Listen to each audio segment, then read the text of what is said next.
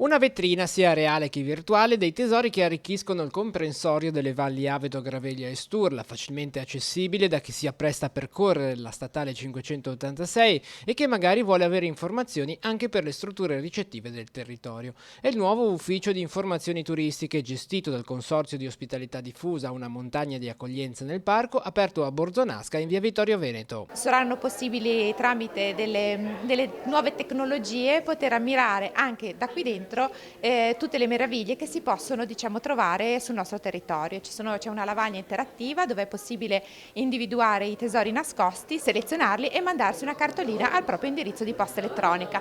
Sarà possibile anche ottenere informazioni su alloggio, permanenza, gastronomia e quant'altro. Sì, le persone che saranno al front office daranno tutte queste informazioni, c'è un piccolo corner anche dei prodotti che possono trovare sul nostro territorio con tutte le indicazioni, in più una delle lavagne luminose che sono a disposizione del turista dà proprio l'indicazione georeferenziata delle località dove è possibile fare sia accoglienza ma anche ristorazione. Inizialmente il nuovo yacht sarà aperto nella giornata di martedì e nelle mattine di sabato e domenica. La sua realizzazione è stata possibile grazie alla sinergia dei comuni, del Parco dell'Aveto e del Consorzio Ospitalità Diffusa. Un primo passo, in quanto il comune di Borzonasca, grazie anche ad un finanziamento di 80.000 euro dei fondi europei del Piano di Sviluppo Rurale, ha in programma il ripristino completo di tutti i locali dell'intero edificio. È un primo passo perché la palazzina verrà ristrutturata tutta a breve e al piano superiore verrà realizzato di nuovo messa a disposizione altri spazi